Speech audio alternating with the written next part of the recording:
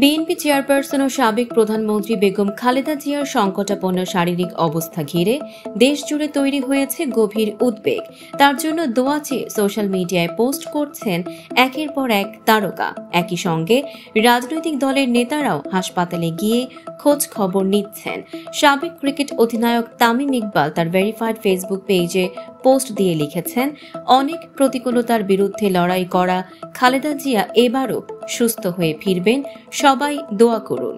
অভিনেতা মনোয়ার হোসেন ডিপজল ফেসবুকে খালেদা জিয়ার দ্রুত সুস্থতা কামনা করে লিখেছেন, দেশনেত্রীর আরোগ্য কামনায় সবার দোয়া চান তিনি। মন্তব্যে নেটিজেনরাও তার সঙ্গে একমত হয়ে সুস্থতা কামনা করেছেন।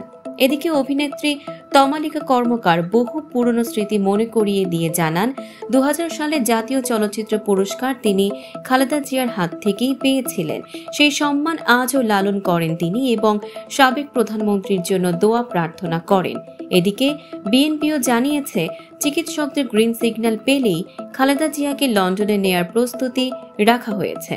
অন্যদিকে রাজনৈতিক অঙ্গনেও দোয়ার স্রোত। এনসিপির আহ্বায়ক নাহিদ ইসলাম খালেদা জিয়ার গণতান্ত্রিক যাত্রার অবদান স্মরণ করে তার দ্রুত সুস্থতা কামনা করেছেন। এছাড়া এনসিপি নেতারা এভারকেয়ার হাসপাতালে গিয়ে জানান, অবস্থার অবনতি হলেও তিনি সজ্ঞান আছেন এবং সবাইকে তার জন্য দোয়া করতে বলেন।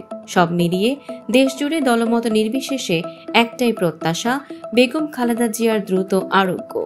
দর্শক, সাম্প্রতিক ও চমকপ্রদ সব খবর পেতে ফলো করুন আমাদের ফেসবুক পেজ CB24 টিভি এবং সাবস্ক্রাইব করুন ইউটিউব চ্যানেল CB24 অফিসিয়াল।